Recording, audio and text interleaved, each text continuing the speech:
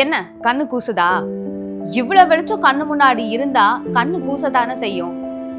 அதே மாதிரி ராத்திரில நம்ம ரோட்ல போயிட்டு இருக்கும் போதோ இல்ல பகல் நேரங்கள்ல நம்ம டிராவல் பண்ணும் போதோ கண்ணுக்கு முன்னாடி இவ்வளவு வெளிச்சம் இருந்துச்சுன்னா எவ்வளவு விபத்துகள் ஏற்படுது. அத பத்தி என்னைக்காவது நம்ம சீரியஸா பேசியிருக்கோமா? அததான் இந்த வீடியோல நம்ம பார்ப்போம்.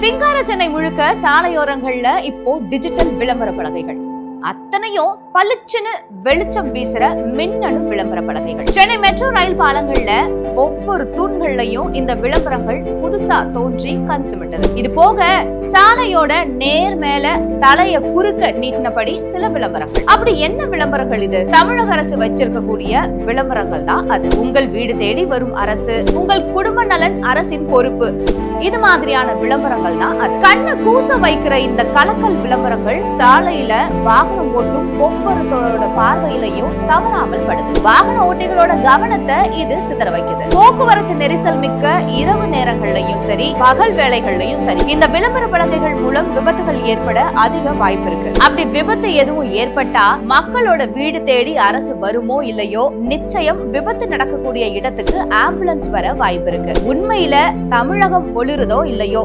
சாலைகள்ல இந்த மாதிரியான மின்னணு விளம்பர பலகைகள் அதிகமா ஒளிருது. சுண்டக்காய் கால் பணம், சுமை கூலி முக்கால் பணம் அப்படிங்கிற மாதிரி மக்கள் நல திட்டங்களுக்கு ஆகிற செலவை விட விளம்பர வெளிச்சத்திற்கு ஆகிற செலவுகள் அதிகமாகும் போல தெரியுது.